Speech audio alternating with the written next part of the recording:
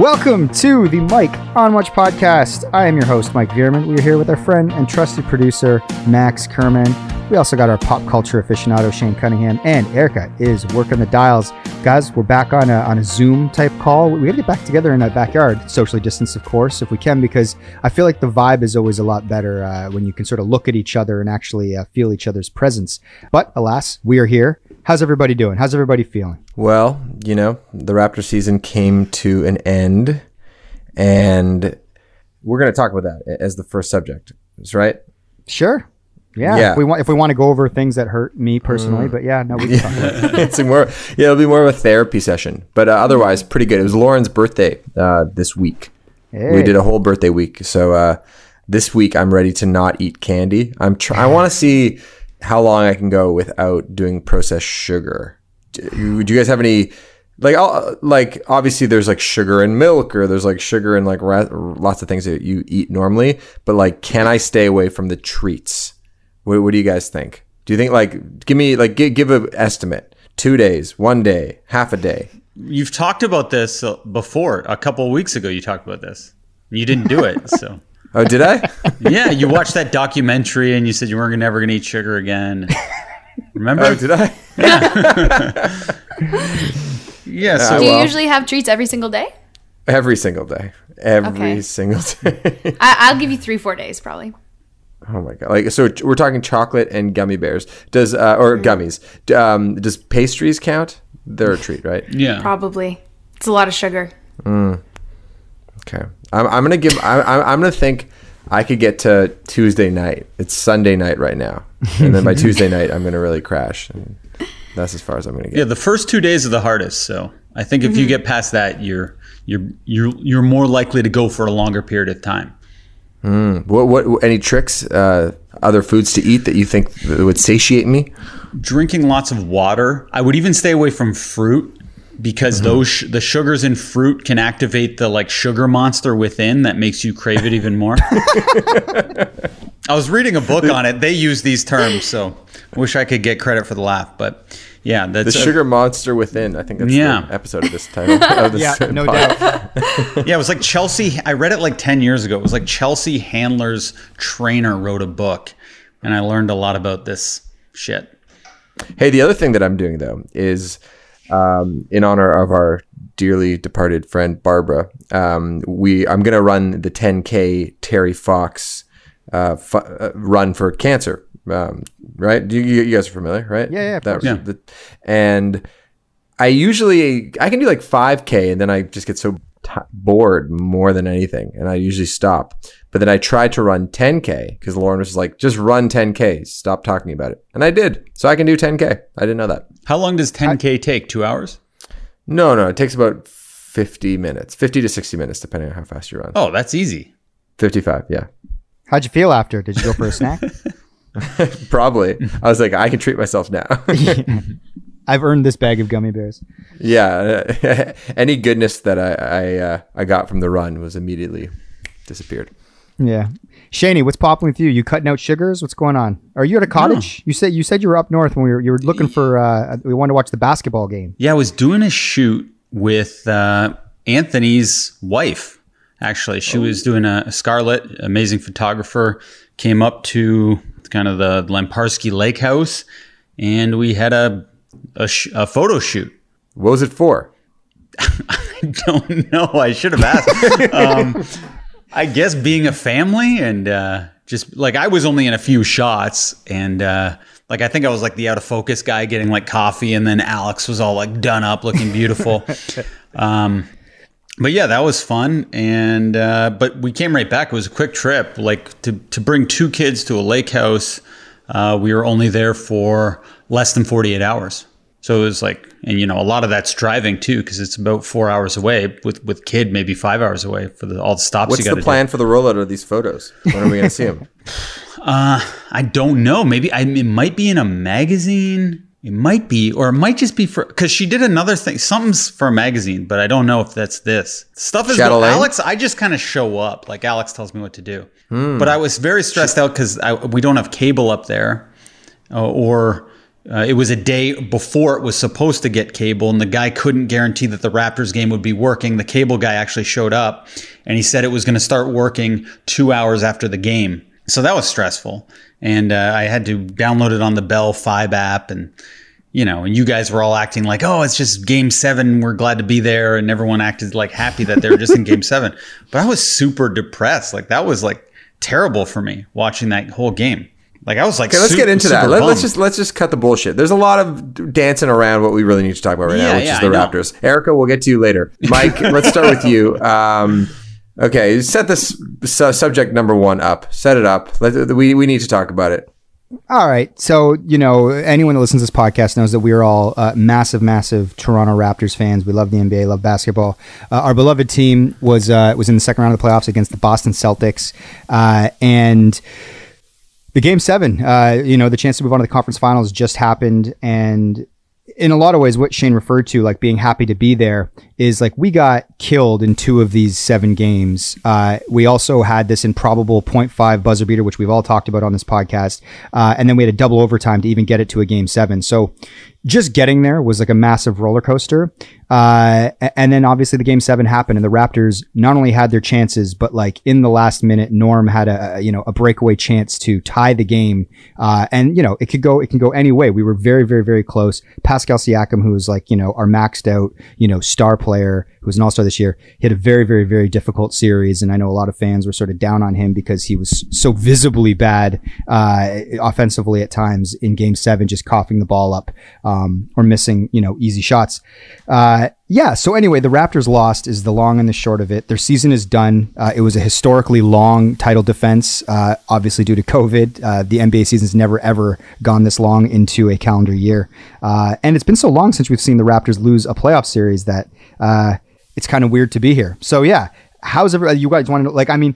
I guess the thing is, I woke up very bummed out, very, sad about it because the journey's over, but I was happy that it even happened and this crazy bubble experience worked. And we got to see the completion of the Raptors series. Yeah, I guess I've just been trying to temper all of those things, but I can't really read about basketball. I didn't watch any Lakers Houston game. I was just like, I need to step away from basketball for a good 48, 72 hours after the Raptors go out, and then I can sort of get back into it again. But I would say that I am pretty level about the whole thing. And I just got super drunk the night that they lost. I was like, I'm just going to drown these sorrows the old fashioned way. So the next day was just hungover plus a little sad. And I kind of got through the day, and I'm back now. Okay. So it seemed like it actually hit you harder than you were acting like it would in the group. Cause you wrote kind of like a long message saying win or lose, you're going to be okay with it because, we made it this far and it was a hell of a series and so entertaining to watch. Do you feel like you were fronting a little bit more than it actually felt like when the loss happened? Do you feel like you were more hurt than you thought you'd be? No, I think that was accurate only because when they got killed in game 5, that one hurt the most. Like when it was tied 2-2 and then we played game 5 and we lost by 30 points or something crazy. That was the game that I was I believed, I was like, this is awesome. And then when we got so definitively beat, I think that any of that, that magic or willpower that I sort of childish hope, that got crushed in game 5. So then game 6, the double overtime was kind of hey, these guys, a little bit more magic's left. So by the time we got to game 7, I really did feel that way. And then when it was over, it's going to always hurt. Didn't hurt nearly as much as say when we got swept by LeBron, those 2 years in a row. Those things hurt me way more than this. And I think that's just a function of having a championship. The fact that it felt like we shouldn't have been in a game 7, that it was all if we had won that series, I would have been start the car because we stole one. You know what I mean? And so because I had that feeling the whole time, it didn't hurt as much. But you're saying that you were pissed. Well, yeah, because that one game we were going to win, and then Marcus Smart out of nowhere just hit all those threes in a row, which he's a great player and he's a real fighter, but it still felt like that was kind of anomalous or lucky. And then, the other one where we won with 0.5, although some might say that was lucky, that was a planned play that very skilled players pulled off. And it just felt like, okay, yeah, we got it back. We won the game that we didn't win the other night when Marcus Smart kind of got lucky. I guess we got a little bit lucky. And I just wanted to prove because everyone thought we were going to lose in the second round. like all the pundits. So we did what the pundits wanted to do. And to me, like if we didn't win the championship last year, this would have felt better actually to lose in the second round. That's a crazy way to look at it. That is very interesting. That's insane. No, but because everyone says you of course want to have the experience of winning a championship. I didn't say I didn't say I didn't want that. Win back to back very often. I didn't say I didn't want to win the championship. I said it hurts more now to lose in the second round. Oh, sure, because we've had a taste of it, do you mean? Well, and then people say it's Kawhi. People kind of put down the team, like underestimated how good the team was. We were kind of winning people over a little bit. And then just for Pascal, of all people, like he's the most improved player. He seemed to kind of have ice in his veins at sometimes and like to supersede people's expectations of him. He just shit the bed, and all the turnovers. Like even if he was offensively terrible and missing shots, it would be better than him. He got 5 turnovers that game, like crucial turnovers that resulted in points for the other team. So if he wasn't on the floor, I really feel like we would have won that game. Yeah, like we had that game won. Yeah, I know. It was a really close series. Obviously, it came down to like the last minute in Game 7. So it really could have gone either way. And so to all the critics that were like, oh, this Raptors team isn't deep, like there's a very good chance that we match up better against Miami and beat Miami in the next series and go to the finals again. Like that reality is, a few missed Pascal shots going the other way, and we're in a whole new series. Of course, like I was bummed out, as everyone was after the game, but I just tried to keep thinking back to Game 3 when I thought it was over before OG hit the shot, because it was before going to that last play. I was like, well, that's the end of the season. We're gonna be down 3-0, and that's that, and we have nothing to look forward to. So the 2 days going into Game 7, I was just like, I'm just so happy we have another 2 days of something to look forward to. And now that it's over, it sucks. But I was just like, the lead up to every game is what I love so much, because it's a world of possibilities. Anything could happen. And I was just grateful that we had 4 more games of that. Game 4, 5, 6, and 7. Yeah. After that Game 3, just to kind of, because there's been nothing else to look forward to in 2020. And now, to be honest, I don't know what the fuck I'm going to do between now and whenever the basketball season starts again, because there's like no movies coming out. Like I don't really care that much about NFL. I guess the Blue Jays are on a playoff push, but I don't give a shit. Like, and I'm excited to watch the rest of the playoffs. Like Game 7 with Denver and the Clippers will be good. I really want the Clippers to lose, because me too. Oh baby, Shane. Like if Kawhi just steamrolls his way to the finals again, and if they win Game 7 and then he beats LeBron and then he goes to the finals, just like, yeah, it just stings a little bit more. Hey, I have a question though for you guys. How did you feel going into Game 7? Because I'm always curious about how much people like trust their gut when it comes to like predicting what's going to happen. Because everybody always says, I had a feeling this was going to happen. And to be honest, I had a good feeling going to Game 7. I was like kind of loose. I was like optimistic. I felt like the champs are going to prevail, and it didn't work. Like, did you guys think they were going to win or lose? I thought there was going to be 2 outcomes. I did not think the Raptors were going to be like easy. I thought there was no way that I was going to be like, we were up 10 with a minute left. Amazing. We're going to the next round. I thought it was going to be what it ended up being, meaning like literally a coin toss in the last minute and like gritty plays. Or I thought we were going to get spanked just because it had happened 2 times in the series. So for me, I was happy. Listen, I would have loved to have, been up 10 and felt very comfortable. I just did not think that was going to happen at all. So what happened is what I anticipated happening. That was my feeling, but it wasn't excited nervousness, because I'm like, if it's close, like we just saw them go to a double overtime where the Raptors actually made the plays. They made that OG play in game 3. So I was like, if we get into that last minute and it comes down to those plays, it seems that our grizzled old vets who've won a championship tend to do a little bit better in the margins than those Celtics guys like Tatum or Brown in that little crunch time moment. So what happened is what I expected, and I was optimistic going into the game. I was like, yeah, I think if we get there, we can win. But I thought the alternative was us getting blown out. So I was just happy that wasn't happening, to be honest. Shaney boy? Yeah, I kind of thought they were going to win, because I felt like, it'd be so magical if they won, which is why they will win. It seems a little more improbable for them to win, and that seems kind of like the more fun thing to happen for them to win. So it seemed like that's kind of like how the series was going. The more fun thing was working out. So it just sucked that the obvious thing for them to lose happened. Yeah, I also really like, because Kyle was like, he had such a legacy series, you know, like people have mentioned the statue before, but it really got to a fever pitch in this series because of how remarkable Kyle Lowry was. I was just like, when he hit a 3 to open the Raptors scoring, I was like, oh God, yeah, we're having like game 6 of the finals, Kyle. And I'm here for it, man. And then he really didn't touch the ball much more, and he was trying to get other guys going. And, you know, we all saw how the game all unfolded, but I was like, we're getting a Kyle Lowry 30-point, 10-assist game. Oh yeah, baby. You know, that's what I sort of in my heart of hearts wanted to close that, like you said, that narrative, like this improbable thing, and you wanted the book to end the way that, you know, the fairy tale would. But do you think this is the end of an era here, like the Raptors as we know them?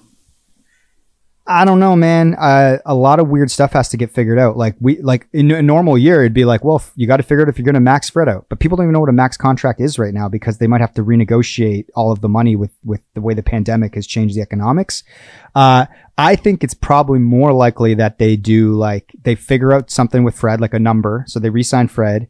And then I think that Serge signs like some crazy expensive 1-year deal so that our cap is still good in the next offseason. And then basically we have the same team except for Marc Gasol, and Kyle's a year older. I feel like Freddie's key to me. If Fred can stay, it's still going to feel like the Raptors. But if he's gone, it's going to feel like a total rebuild. Yeah, I think I'm disappointed because I'm so proud of them. If they were just a shit team, I wouldn't care if they lost. It's because I believed in them so much that I'm so down about it, and in a way I do feel like they gave that last game away. If Pascal just didn't have so many turnovers. And yeah, I feel terrible for him. I think I put in our Champagne Boys group, Pascal sucks in one of the basketball things, but you know, I had a couple of drinks and I was angry, and I really do like him as a player, and I feel terrible for him. And I know that feeling of having a bad game when people expect you to have a good feeling too. So that kind of amplified my disappointment too. Yeah. Just because Pascal seemed like a guy who wouldn't do that so many games in a row. Like I've seen him had bad games, but a whole series seemed improbable. Yeah, I mean, he's had like a mediocre or unremarkable bubble since the start. You know, it's like, but when we're playing lesser teams, it can get buried a lot more. Hell, we almost overcame it in a game against the Celtics, who are a really great team. And you know, the layoff, I think, affected him, you know, whether it was the fact that he, you know, guys weren't able to get in the gym, whatever his routine is that makes Pascal Siakam, he clearly wasn't able to do that for like 2 or 3 months. And I guess you don't notice it in the Brooklyn sweep though, when you're winning 4 games in a row in a series. Like I wasn't even thinking of Pascal. Absolutely not. Right. It's just like, you can overcome it. And as those games earlier in the bubble too, it just was like, you know, we were good enough. But yeah, I think like, you know, I think that the obituary on this season's team, the titled defense team, will be so good, so well remembered. I've said it on my Instagram and stuff. Like, this was the most fun and endearing and lovable team that I've ever rooted for, you know, in all my years of watching the Raptors, mostly just because, you know, a lot of American pundits wrote them off, thought they would be an 8 or 6, 8 seed, maybe not even make the playoffs. And they exceeded expectations so wildly, showed so much guts. And yeah, just they were really like a special a team. Last thing on this is, obviously we're all in the camp of Nick Nurse. You know, he's a friend of ours. And I just love hearing guys like Bill Simmons and Russillo and just other NBA pundits and experts just go, oh yeah, Nick's the best coach in the league. It's just like sort of assumed that what he's doing right now is the most inventive coaching style, and he's the best coach. And I love, as a proud Canadian, proud Raps fan, love hearing that. He's kind of like the Steph Curry of coaches in the fact that he changed the game and the way it's coached. Like the box and one now is not laughed at all. It's like a genuine coaching maneuver now. Whereas when he first did it, it was like a joke. We have Nick, who I think is the best coach in the NBA. We have Masai, who I think is the best president in the NBA. And we have Bobby Webster, who by all accounts is one of the best GMs in the NBA. And I think when it comes to your favorite sports team, great players are going to come and go. It's really hard to get one of the best players in the world, like a LeBron James or Kawhi Leonard or Giannis Antetokounmpo or Kevin Durant. But the one thing, you know, that is almost sometimes more important than a great player is really, really, really smart leadership, because I think that is what puts you ahead, and that's sustainable. If you can have, you know, great leadership that can last 30 years. A player might only last 8 years in a prime.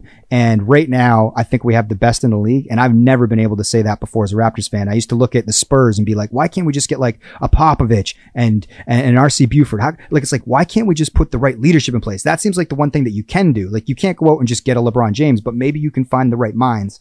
And for the first time, you know, and it's been this way now for a few years since Masai got here, where I'm like, man, like we got like our team's the best because the management team is the best. And so if you're a Raptors fan and you're down, I would say look forward to that, because whatever this team looks like over the next half decade, as long as those guys are here, I feel good and excited to root for this team. Preach. Thank you, Erica. All right. Should we move on to our next topic, gang? Mm-hmm. Our next topic is this year. It's been a weird one, obviously. Pretty early in the year in March, everything changed from sports to education to top releases in film, TV, music. 2020 has like forced industries to pivot with varying success. You know, Max, you'd mentioned that some things have worked out well, like, you know, working from home, people seem to enjoy, but other things maybe aren't as enjoyable in this new shift, which is like movie releases. Going to the movies is now kind of like fraught with peril. Online concerts. They suck. I mean, this is your writing. I was like, do I think online concerts suck? I'm like, I don't think I've watched a lot of online concerts. I kind of want to just generate some conversation here. Just kind of go through the list of things in various industries that have had to change and determine whether it's better or if it's worse. And like question. And bubble basketball, I think, is a good place to start. Like, obviously, we'd prefer to be in the arena with the teams, but as a viewing experience, it was kind of fucking amazing. And actually, the product, the basketball itself, was better because they didn't have to travel between games. They have to get on airplanes between every game. So that was actually might be an example of like, oh, this thing actually kind of worked. Not necessarily ideal. Obviously, we all want to go back to normal, but and so I kind of had. You know, climate change stuff. It feels like people are flying less, which is way better on the environment than like the straws you're choosing not to use when you drink your Starbucks or whatever. I think some people are getting healthier because, like, physically healthier because they're not eating as much trash. Like Shane, you're looking really, really good, and because you're not like tempted to go to the bar. But then mental health is taking a hit. Mm-hmm. So I know I'm really all over the board here, but yeah, it was just this sort of just a big umbrella topic here. If anything kind of strikes you as like, oh, this has actually like been good, or this is undeniably shitty. Well, it's hard. It's undeniably shitty, but for me, it's been undeniably good. But I'm just like an outlier here, so it's hard to speak on. I always feel bad saying how this has been good for me because, you know, I wasn't really going out a lot anyway. I was handcuffed to my job in Toronto with the commute and everything. And my weekends were dedicated to working with my wife and her blog. So nothing's really changed. I was working too much before and I'm working too much now. But now I'm working more and more focused. And my time management is so perfect in a way because I never scheduled my life before. I never really had to because life kind of was scheduling itself for me. But now I actually have, this is my workout every day. This is my meal every day. This is my break time. This is my play time. This is time I put Lou to bed. Like, it's just everything's so regimented and I understand time way more than I ever did before. So for that, it's awesome. Okay, when it comes to movies and television, you guys are both pop culture experts, and you guys love going to the movies. Obviously, that's not a thing anymore. Like, is there any silver linings to 2020 when it comes to thinking of movie or television? It's hard because kids, once you start having children, it really robs you of those movie experiences. So you kind of say, okay, maybe when they're 8, I'll be able to go see a movie by myself. You know, that's the way. And when you have 2, you just double that. So all those things, I'm like, if I catch a show like I May Destroy You, based off your recommendation, like that was amazing. But it's like my time to watch that, I might have half an hour a night, 40 minutes a night to watch it. So it's like I don't even think of pop culture for like actually consuming it as a invested interest. It's more like just a relaxation activity. Whereas before, I was so invested in the movie, what was coming out. When you got your name, Pop Culture Aficionado. That's that was before. Like I had just met Alex five episodes into the podcast. Oh, really? Yeah. So yeah, everything's different now, and pop culture means something a lot different to me now than it did before. It's more of a meditative thing than a passion. Hey, Mike, when it comes to bubble basketball or just your sports consuming, is there anything that you're like, oh, we need to do more of this? Like, is there anything that you've like learned when it comes to, say, basketball? Because I know you care about that a lot. That should be carried over into the next season. It's a good question, because that's what I'm kind of trying to get at with all these questions. Yeah. Is like, what are things that we can carry over into our lives once there's a vaccine and once things go back to normal that are good, maybe.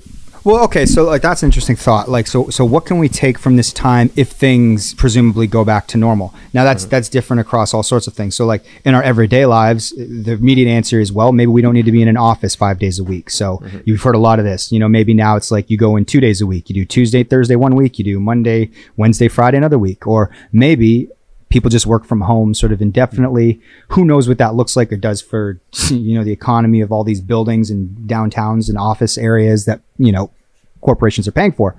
But I guess that would be the first thing. So it's like, okay, well, we've all spent a bunch of time now working from home and I think it's proven viable and that people are successful and that people can work from home. I do wonder how much companies are going to trust that once things go back to normal. Are they going to want to see butts in seats? And, I want to see you from 9 to 5 but that feels like an antiquated way of thinking. We'll see how many companies actually adopt that. But that's one thing they could adopt.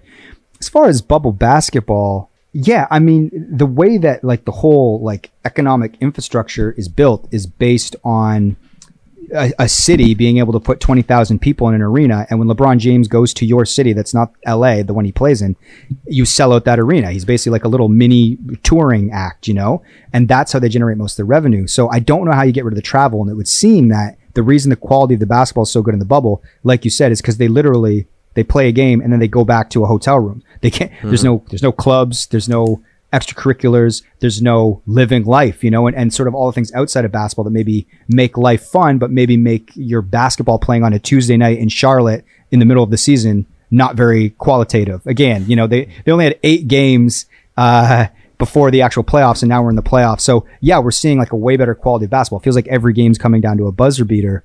But I don't think it's replicatable. I've heard somebody suggested, maybe it was, I don't know what podcast I was listening to, but they said maybe they do it the way that baseball does series, where it's like you go into, like if the Celtics come into Toronto, they play all 4 of their games in one stay so that it's like you don't actually travel. It's an interesting thought, basically do it like baseball series, I guess. Erica, do you have any thoughts about things we can take from 2020 that you're like, oh, we should do more of that? Yeah, I wrote a large list actually. Oh, one thing I think that this isn't like so much an industry, but more like a social thing is just social justice in general. I think like the BLM movement that's really blown up since like the end of May.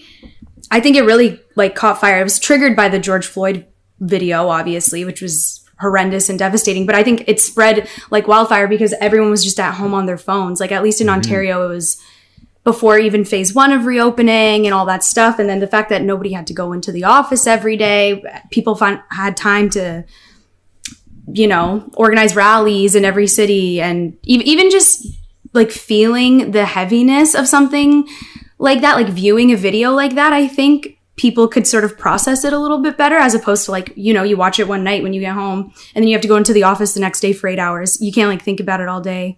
You know what I mean? Yeah, I think to your point, and I'll piggyback on this idea, professional sports teams getting really actively involved in politics and corporations too. Like I think corporations really just saying Black Lives Matter, or I saw Patagonia, which do you guys know anything about the history of Patagonia and their politics? Like they're very liberal left wing, and someone found underneath the tag on the inside of a jacket, it just like stitched in the tag saying "Vote those assholes out," which I thought was kind of fun. Yeah. So yeah, I think that, okay, great idea. What else do you got? Social justice. Big one. Yeah. Also, mental health. Max, you put this in the group, but I've never seen like mental health being talked about so much from just like inside corporations, inside the workplace, on the news. Like there's a news story about mental health every single day with a new professional talking about like tips and tricks, how to be healthy, how to feel your best, how to maintain your sanity. I think that's great. I think it's great for the young people. Also, my little sister's going back to school. Big focus on mental health this year. And what grade is she in? Grade 11. Wow. She starts tomorrow. Tomorrow's her first day. I'm very unhappy about it, but that's for a different time. And then another thing that I think has changed culturally, maybe not to a huge degree quite yet, but we're on route for this transitioning a lot, is just people who define themselves by their work. And I think it's more prominent in young people or people starting their careers like me and my peers and stuff like that. But there's sort of this stigma where it's like, if you're not like overflowing with work or so busy or so invested, if your whole life doesn't revolve around your work, you're kind of slacking. And maybe that's just me. Maybe that's just my small like pool, my sample pool. But I just find in the past like 6 months, it's completely changed. The people who I work with who are the most work obsessed, the most workaholics have really like taken a step back. It's cool again, kind of to the mental health thing. It's like acceptable and like becoming more acceptable to take a day off, take a mental health day. Like, sorry, not in the office that day. I'm not going to be on emails that day. And I think that's also like very important. It was almost kind of taboo, I feel, before to just like take a mental health day. You know what I mean? Mm-hmm. Yeah. Well, yeah. I mean, Bell Media, they had Bell Let's Talk, which was really focused on mental health and dealing with, any issues you have in your life and head on. But that's good. Anything else? That's all I got. That's good. Mm-hmm. Good list. Also, well, another industry that's really changed, I think, is the podcast industry. Like, how many people have you seen start a podcast in the past 4 to 6 months? Oh my goodness, I know. So many people. Like, just my personal circle of friends on Instagram and stuff. Like, I could name probably like 5 to 10 brand new podcasts from people. And it was already going to be booming this year anyway. Yeah. Like, this is like the year of the podcast, but now it's like so saturated. It's insane. Yeah. Yeah. Crazy. Can't keep up with the pods these Max, days. what do you got on your list? Well, I kind of sent it along. So like working from home, I think in the music world, I can speak to that a little bit. I think, and I was wondering, I didn't want to be stubborn about this because I was open to seeing it work. But I think online concerts kind of suck. I don't think anybody really wants to sit in front of a computer screen and just like watch somebody in their living room play. Weren't you just promoting one for a long time, Max? Me? Yeah. What do you mean? No, we didn't do anything. What are you talking about? You didn't do one? What was that? Oh, you in the forest or whatever, in the farm? Oh no, that was like a documentary concert experience. This is that was different. That's a piece of art, my friend. Okay. No, but I mean, sorry. You're talking about this idea that like you could be the biggest person in the world. Let's say you're Billie Eilish, and to do a concert now, you're essentially just a YouTuber. Yeah, yeah, exactly. But maybe it forces artists to do maybe more experiences, like you did so well. Yeah, thank you. But the point I'm getting to is that nothing can replace the feeling of being around a bunch of people watching a band together. I think that writing music remotely and sending it around to each other has been a really good learning experience for us. That's how we put Campfire Chords together. And of course, that was mostly songs from our catalog. So the process of discovery is a little bit different than if we were working on a brand new song or a brand new album. But I think everybody getting comfortable with technology is something that's been really good for 2020. Even like these Zoom calls is like, not that I prefer to be doing this in person, but the fact that everybody has like a microphone, has, knows how to work their computer. Erica, like everybody knows how to cut Zoom video calls into like little vignettes for socials. I mean, I don't know how to do that, but it seems like everybody's getting pretty good at it. And when it comes to like recording music, I can do some things at home, which I never got around to doing before. So I think it's forced people to work, force creatives to really dig into their job a little bit more, which I think is probably a positive thing.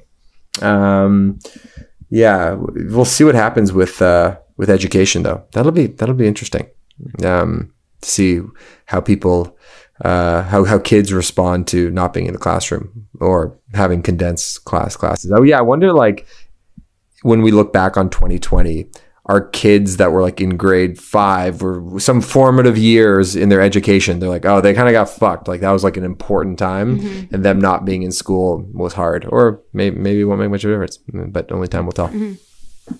Yeah, it feels like it's funny, like those, like when you try to like project ahead, you know, I just feel like these last few years have been so different and it's changing so quick. And I know like every generation says that, but it really feels like, you know, even in 2005, your experience as a teenager, I mean, obviously the internet changed so many things, but like, I'm just like, I'm so confused about, or not confused, but fascinated by and a little bit scared about how much the job market's going to change. Yeah. You know, like there's some kid, like Erica's sister's in grade 11. What's it going to look like when she's trying to get a job? You know, like Erica and her peers are talking about how different it is now. The people that are ahead of us, Shani, like in our industry, you know, it's like I'm just like, what does this look like for our kids? You know, like Winona and Lou, you know, like it's like when they're 20, I just feel like it's going to look so much different than when I like left high school. You know, I just, like you said, like, will there even be a public education system? What will it look like? What will the politics of the day be, and how will that shape their experience, you know, and how is this all going to look? And I know this is why we have to vote and sort of like try to affect change while we can to sort of, you know, build the society that we want to live in. But I'm just so like, it just doesn't, I feel like I could have projected, say I'd had a kid in like, I don't know, 2001, and now that kid was 19. I just feel like it would have been easier to project sort of what it looked like when they were 19. And now it just feels so unknowable in 20 years from now. But again, maybe every parent says that. I have no idea. And like, I feel like 2020 is the year of like the death of the dream. Like any dreams that you maybe had or wanted to accomplish this year, it's just like, just throw it out the window. Just stop thinking about it. Let it go for a hot second. Revisit it in a year. And everyone's big L for 2020. Yeah. Everyone took a big L. It's been going on now for long enough. Like, you can deny it if you want, but everyone's felt an effect of this to an extent. And I hope one lasting thing will just be, maybe we'll just all be a little more empathetic, you know, going forward, and gentle with people. Grateful. You never know. Like, everything kind of fucking sucks. So just be patient and gentle, you know? I think we're seeing it already a little bit. People are being nicer. I do miss people. I've said that before. Yeah. I genuinely liked being around people. Yeah. It's been a tough adjustment. Ditto. All right, guys, want to move on to the next topic? Yep. Now that Eric has delivered the inspiring speech that was good. Good work on that one. That was sort of a dead subject, and you really picked it up. Was that the quote? That could also be a title. 2020, yeah. Year of the dead dream. Okay, our next topic is there was a piece in the New York Times about a bunch of universities and colleges have gone back.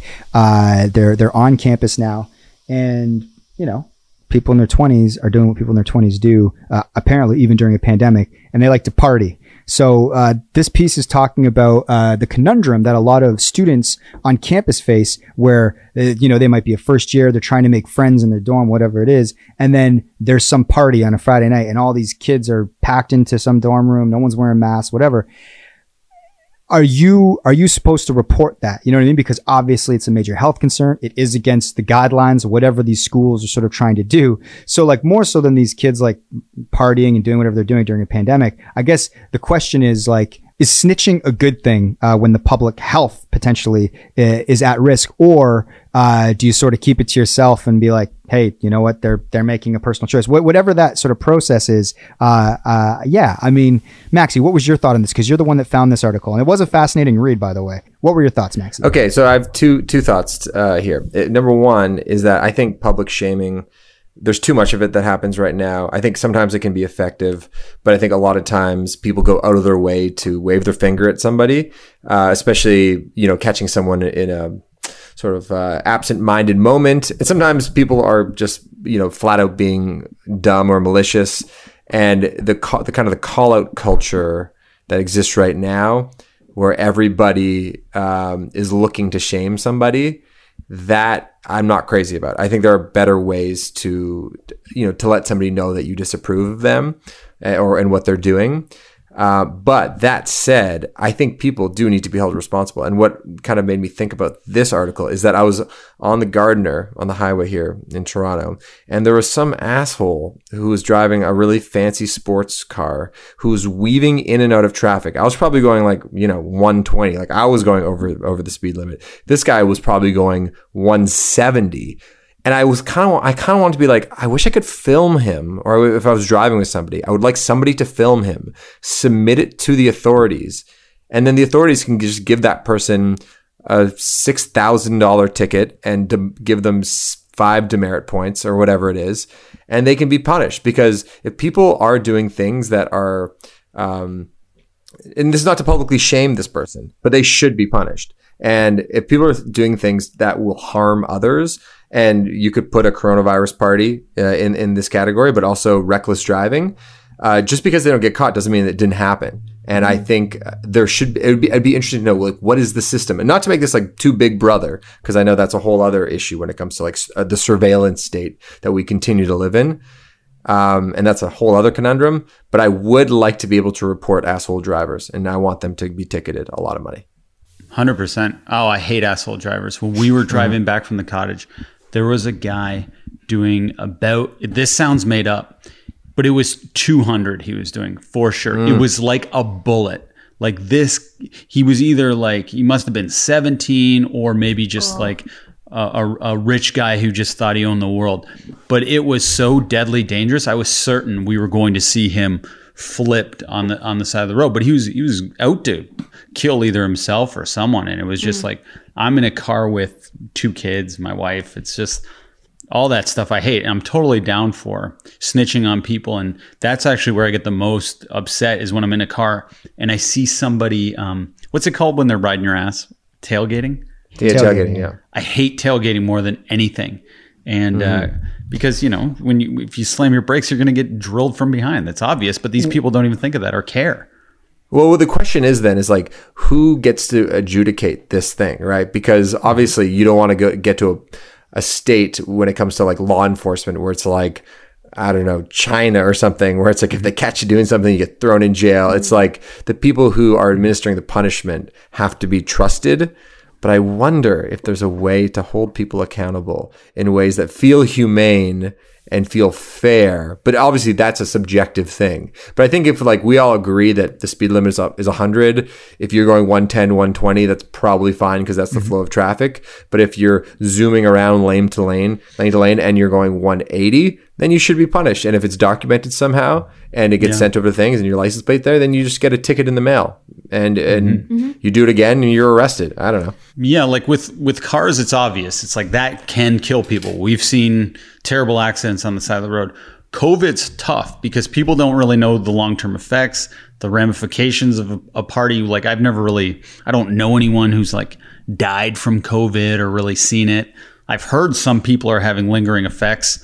Like Alyssa Milano's had, like, she's suffering from hair loss and still lingering from when she had it months ago. So I don't know how dangerous COVID is. So if I was a young person, I might not be too confident to snitch on my friends. But as an old man now who's being very cautious of it, I would definitely go back and tell younger Shane to snitch on them. Because you never know. We don't know how bad this thing's going to be. Like it's like I like the idea it's like vaping. Of like old Shane like going to that college party because you're gonna snitch on them, but then somehow you get coaxed into going in, and then all of a sudden you're doing keg stands. well, I was gonna say furthermore, partying really can ruin your education time. Like if there's some people who can do both, where they can just party and get that essay done, and I really hate those people. But me, I need to be working constantly the entire time to get the essay done, and any social life that I'm pursuing that involves alcohol is just going to throw me so far off getting any projects done. So I think just partying is dangerous for getting schoolwork done. Shane, you didn't even graduate high school. Like, what are you talking about? Why do you think I didn't? Like, what are you talking about right now? I'm saying, why do you think I didn't, Max? The guy who graduated high school is not going to be telling you that. I'm a guy who got burned from it. I honestly feel like I'm a good student inside. It's just I get distracted. Okay, so here's the question. We're all first-year students at college. I'm going to go around the community college, right? And they accept mature students? Okay. Just like real life. Maxie, it's your first. You were a big, like at Mac University. You were like a campus leader and stuff. You were really part of the whole experience. So here's my question: do you snitch on people throwing parties this year? I don't know if I do. You wouldn't. No, I don't think I would. You'd be throwing the party. You'd be organizing it. It's probably. Shaney boy. 20-year-old Shane, does he snitch? No, 20-year-old Shane is such a lemming. I would be hammered and chasing girls and everything. Erica, you're a little bit closer to the experience and the age. Would you snitch or would you join the party? I don't think so. I don't think I could snitch. I don't know if I would even snitch now. I would just not partake. Guys, I want to know what are the other things not party related that you want to snitch on? Do you think snitching should be more a part of our culture? Oh, pulling a phone out when you're in a movie theater and somebody keeps pulling it out for a prolonged period. I throw M&Ms at people. Like, I do stuff that's crazy. So, okay, how would we document this? Because so basically, like if someone does it one time, that's fine. Because I'm like, okay, what if it's like an important thing? I'll give them the benefit of the doubt. But if they keep pulling it out, I want to be able to like go to, like maybe there's a camera in the movie theater that is just that it like knows where each seat is. And then every time the little light goes off on someone's phone and they check the phone, if that happens 3 or 4 times, we go, look, you're on camera. You pulled out your phone 4 times. You got to go. Yeah. Sorry, you're going. And that's known when you go to the theater. It's like, just know we're watching you. And if you pull out your phone, you're going to be kicked out if you do it more than twice. You're fine with that though? Like you're fine with people just like watching you like all the time? Well, this is the thing. Am I? I might be in this case because it's really fucking annoying. If you're in a movie theater, maybe it's just like, oh, we're being filmed and they're going to pause the film and a light's going to shine on you if you act up and they're going to say, please leave. And that embarrassment, I think no one will ever do it.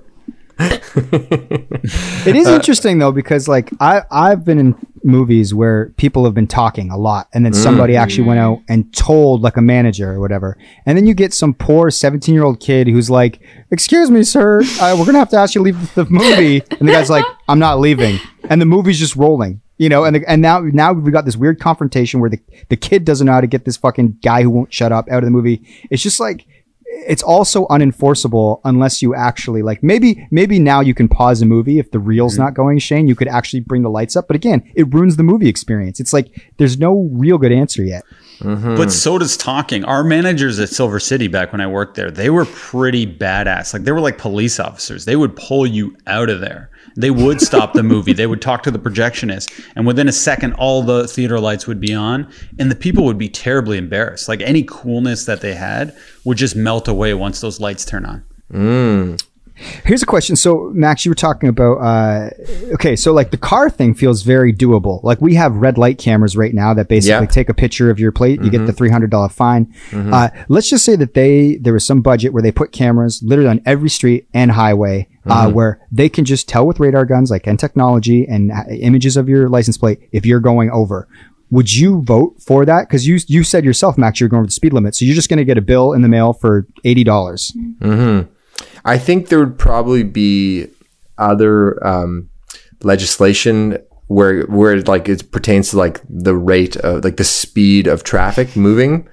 So it's like, but if you were being antisocial, what I don't like is antisocial behavior is basically what I'm getting at. If everybody collectively agrees that like the traffic, there's not many cars on the highway, we're all collectively going 120 together, even though the limit's 100, that's okay because there's a social contract unspoken in place that's making 120 feel okay. But if everyone's going 120 and one person's going 190 and weaving in and out of traffic, they've broken the social contract. That's what I think I'm getting at.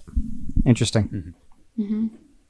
One could argue, though, if we had the cameras, nobody would go 120. Everyone would have to stick to the limit. And ultimately, maybe that's a good thing. There's a reason there are speed limits. Well, maybe it should be there's no speed limits anymore. But if you are going an antisocial rate, that is when you get ticketed. So if you go way too slow or you go way too fast. But how could you define antisocial? It'd be way too hard if there's no. No, I think it's marker. Like 45 kilometers an hour more than the average speed, and you're weaving in and out of traffic. But the average speed will raise over time just because people will naturally go faster if they No, can. in that moment. What is the average speed in the moment? And then what are you doing? What if there's only 2 cars on the road? That's a good question. I haven't got that far yet. All right. We'll work on this policy before we launch our political bids and platforms. All right. Anything else before we get to Shane's surprise? Yeah, I know I sound like a real narc right now. Ash just texted me on the side saying you sound like a narc. But most of the time I think, freedom is the best thing. But just when it comes to that stuff, no. All right. Well, I think it is time to get to Shane's surprise. Shane, surprise us. Okay, a teenager in Thailand was sitting on his home toilet. I already love this. Okay, so then a python pops out and latches onto his penis. So what is? A python? A python Wow, okay. latches onto Sounds his like penis. a setup to a joke. No, it's not. He physically survived the ordeal, but will be scared of this. But he has a phobia of toilets now. So Can't blame him. So I was wondering, is there anything in your life that you've had an injury and it's either enhanced your life or given you a phobia because of it? I got stuck in an elevator in Belleville, Ontario for about half an hour when I was maybe 11 years old. It was at like a family reunion. And I didn't take an elevator because I was scared, probably for the next like 3 years. Not that I was in a lot of elevators anyway to begin with. But yeah, that scared me. The elevator thing really fucked me up. And were you scared of planes before that? Because I know you're a little sketchy on a plane. Was that because we took a family trip to Florida probably when I was like 10. And it was the bumpiest flight ever. And that I think is the cause of my anxiety when it comes to turbulence. So yeah, that one's definitely had an effect on my life. Erica, what do you got? One time when I was maybe like 10, my grandparents brought me to the butterfly conservatory, and a butterfly landed on my chest right here and licked me with its proboscis. And you're not allowed to touch the butterflies there or else you get kicked out. And so it landed. I had to let it just do its thing. It was the scariest ordeal of my life, and I now hate butterflies. How did it lick you? I don't understand the mechanics. Look it up. Look up a butterfly proboscis, and it's this long, black, skinny thing that like twirls and then like untwirls like a little blow, like a party blower. It was traumatizing as a kid. I couldn't touch it. I couldn't do anything. I screamed really loud. We ended up getting kicked out anyway. Butterflies are only cute in theory. Why? Because you screamed? Yeah, because I had a meltdown after that. So yeah, I don't like butterflies now. Mikey, what about you? I don't think I have a phobia. I was glad you guys went first because I'm like, oh, this will give me time to think about it. And I can't really think of anything. Like, I guess as far as like a traumatizing experience and then something I never did again is, do you guys remember like the Graviton at like those like local fairs? Those are fucked up, those things. Yeah. And so it's like kind of fun. You can like, it spins and you're stuck to the wall. You can go upside down and all this shit. I walked off one of those and I've never felt more sick in my life, and like literally like staggered off it. I was probably like 9 or 10. I staggered off it and then just vomited in front of my whole family. And so like whenever I see those at like some, shitty local fair, I do get a sick feeling, and I've never gone back on one. But other than that, it's not like I encounter those every day and I'm like, it's like, it's so rare that I would like, it doesn't impede my life is what I'm saying. Mm-hmm. Are you scared to vomit though? Some people have a phobia of vomiting itself. No. What about you, Shaney? What do you got? What phobias? Anything?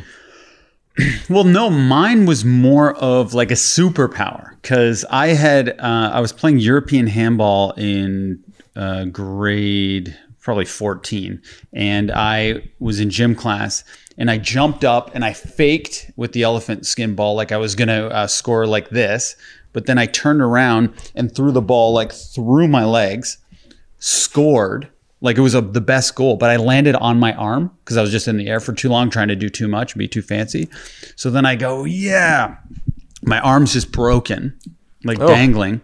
So I'm like, oh, fuck, this is going to be brutal. And then I was like, am I going to miss the basketball season or whatever? And then I just got really good at doing things with my left hand. And then I almost that's why Steve Nash is so good with his left hand, because he broke his arm and he had to learn how to do everything left-handed. Well, and people would challenge me, and teachers too. They would say, "Oh, I bet you I can beat you one-on-one now." And then I would beat people just with my left hand playing one-on-one, and people would like watch. And there was this teacher, his name was Mr. Murphy. He was pretty athletic, and I just beat him with my left hand. It was a pretty good feeling. So I felt pretty cool. Damn. Yeah. Hey, can we do our basketball tournaments going to come back? Like, you know how we did the 3-on-3 tournament back in January? I love Max was getting nostalgic, and we talked about us playing in the Raptors Republic tournament. Me, Max, Shane, and our good friend John Popoulos, who co-hosts the Pedestal with us. Mensa member. Max just like nostalgically messaged the group like, "Hey fellas, when are we going to play again? I really want to play." I was like, "Have you been drinking?" No, it was like 6 p.m. No, I hadn't been drinking at all, but I've been shooting around at the hoop near my house, and yeah, I really want to play. Do you think we're allowed to with COVID stuff? I've seen people playing out in the parks, man. I haven't joined a game yet. I want an official tournament though. I like an audience, and I like someone like a referee and stuff. I think I play better that way. Yeah, I want to play bad. I want to play those teams again too that we played. I feel Me too. We could have for sure beat that team if we were how we are now. I feel like right now, Pascal Siakam, Kyle Lowry, and Serge Ibaka are doing a podcast saying the exact same thing about the Celtics. I wouldn't be worried if Pascal was on their team. Shane, when do you think, because as people listen to this podcast know, you have been very cautious for good reason, and more isolated than most people. When do you think you will play a game of basketball against not even a friend, but a stranger again? I would think by next year spring we'll be safe. That's my prediction. I played tennis. And I'm okay with that. And I've not gotten good at tennis, but I'm a competent player now. I never thought I'd even be halfway decent at tennis. Now I'm pretty good. And I find that's a great workout, and I get competitive in the same way I would basketball. Yeah. Do we just peter out on that, or do we got something funny to say? It's going to be hard to top that. Okay.